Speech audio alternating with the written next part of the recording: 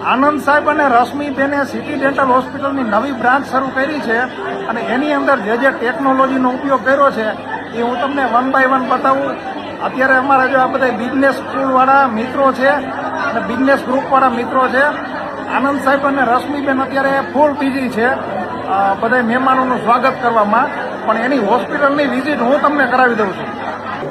આ છે ને મિલિંગ મશીન છે, એટલે એક પ્રકારનું વીએમસી કહેવાય, 5 એક્સિસ વીએમસી.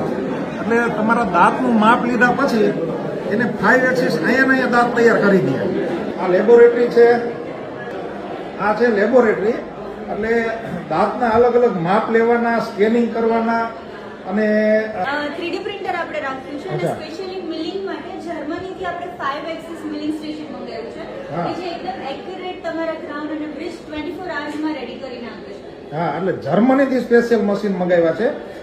દાંતમાં પેલા છે ને ચીગમ ચોટાડીને માપ લઈને એવું બધું કરતા, એટલે ચીગમ ન હોય પણ જે હોય. પણ હવે છે ને આ મશીનથી સ્કેનિંગ કરે અને સ્કેનિંગ કર્યા પછી 3D પ્રિન્ટરમાં પ્રિન્ટ કાઢે. આ 5 એક્સિસ છે એ મશીનમાં એ દાંતનું આખું સેમ્પલ બનાવે અને પછી લગાડી દે. હાલો એના પછીનો વિભાગ બતાવું તમને. આ છે ને CSSD વિભાગ છે, એટલે સ્ટરીલાઇઝેશનની જે પ્રોસેસ હોય ને એ બધી આ બધા મશીન દ્વારા થાય છે. સ્ટરીલાઇઝેશનની પ્રોસેસ અને પેકિંગ ને આ બધું અહીંયા થાય છે. અહીંયા છે ને આ જે મશીન છે ને એ માઇક્રોસ્કોપ મશીન છે. એટલે દાંતનું જે ટ્રીટમેન્ટ ચાલુ હોય ને ત્યારે અમુક છે ને હેરલાઇન જેવી માથાના વાળ જેવી નસ હોય એ જે નરી આંખે ન દેખાય અને એ નસ કપાઈ જાય ને પછી દાંત લગાડ્યા પછી દુખાવો સતત ચાલુ રહેતો હોય છે. તો એ નસ ન કપાય એના માટે માઇક્રોસ્કોપિક મશીન મૂકેલા છે, જેને લીધે તમારે દાંતનું ઓપરેશન પરફેક્ટ થાય અને દુખાવો ઓછામાં ઓછો થાય અથવા તો સાવ ન થાય. હવે જો આ છે ને ક્લિનિંગ મશીન છે. આ ક્લિનિંગ મશીનની ટેકનોલોજી હું તમને અલગ એવી રીતે કહું કે એ જે મેડમે આપણે સમજાવ્યું ને એવી રીતે પેલા છે ને આપણે ઘસીને સાફ કરતા દાંત, એટલે એને ટચ કરવું પડતું. આમાં છે ને દાંતને અડવું જ નથી પડતું. એટલે આપણે ઇન્ડસ્ટ્રીમાં જેમ સેન્ડ બ્લાસ્ટિંગ હોય ને આમ છેટેથી સેન્ડ બ્લાસ્ટિંગ કરે, બસ આપણે એ યાદ રાખવાનું. એવી રીતે અહીંયા પાવડરનું બ્લાસ્ટિંગ કરે એટલે દાંતને અડ્યા વગર ચોખ્ખા કરે, એટલે કોઈ જાતના સ્ક્રેચ ન આવે. અને જે સેન્સિટિવિટી થઈ જતી પેલા કે દાંત અંબાઈ જાય, આપણી દેશી ભાષામાં કે સાફ કર્યા પછી અંબાઈ જાય, તો એવું આમાં ન થાય, કેમ કે આમાં દાંતને અડે નહીં, છેટેથી જ ટ્રીટમેન્ટ થઈ જાય.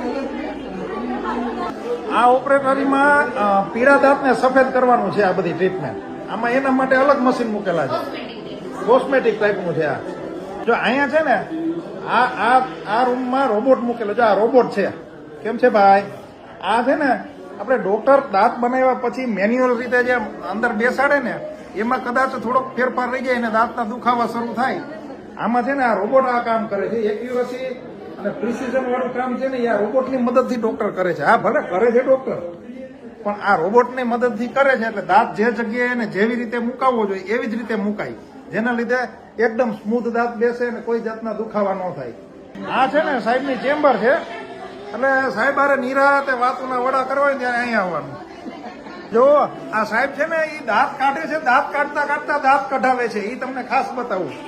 આપણે કહેવત છે ને દાંત કાઢવાની, એટલે જે લોકોને બીક લાગતી હોય ને દાંત કાઢવામાં તો એને લાફિંગ ગેસ રાખ્યો છે આમાં, બરાબર? પેલા લાફિંગ ગેસ ઊંઘાડી દે ને એટલે પેશન્ટ માટે દાંત કાઢવા, અને પેશન્ટ દાંત કાઢતો હોય ને એ રોવે એની પેલા દાંત કાઢી લે. અને જે લોકોને વેઇટિંગમાં બેસવું પડતું હોય તો એના માટે સાદા સોફાની જગ્યાએ સાહેબે આ ચેર રાખી છે, મસાજ ચેર. એટલે તમારો વારો આવે ત્યાં સુધીમાં રિલેક્સ થઈ જાવ. સાહેબે રિલેક્સ માટે જ આરામદાયક સોફાઈ રાખ્યા છે વેઇટિંગ માટે. આ છે ને બિલિંગ વિભાગ છે, એમાં આપણે જવું જ નથી. આ સ્ટુડિયો છે. સોશિયલ મીડિયા અને બીજી કોઈ અલગ અલગ અપડેટ હોય એના માટે અહીંયા સ્ટુડિયો રાખેલો છે. આ છે ને સાઈડના ટેબલ ઉપર ઓઝેડ ડિસ્પ્લે રાખેલું છે, એટલે અંદરના કોઈ પણ રૂમમાં જે કાંઈ પણ ટ્રીટમેન્ટ થતી હોય એ સાહેબ છે ને અહીંયા લાઈવમાં જોવે. અને કોઈ પણ ડોક્ટર હોય કે આસિસ્ટન્ટ હોય તો એ જે કાંઈ કામ કરતા હોય એ બધી વસ્તુ અહીંયા એને સાહેબને દેખાય. એના સિવાય જો આ બધા ઓપરેશન રૂમ જે આપણે આગળ જોઈ લીધા એ જ પ્રમાણે અહીંયા છે ને એ સાહેબ છે એ જોવે, સાહેબની ઓફિસ, અને આ બધી છે એ ઓપરેશનની ઓફિસ. એટલે બહુ મસ્ત બનાવ્યું છે સાહેબે, અને વધુમાં વધુ લોકોને એક સાથે ટ્રીટમેન્ટ આપી શકે અને વધુમાં વધુ ટેકનોલોજીનો ઉપયોગ કરી અને ઓછામાં ઓછો દુખાવો થાય અને સારામાં સારું કામ થાય એવું સાહેબે કર્યું છે.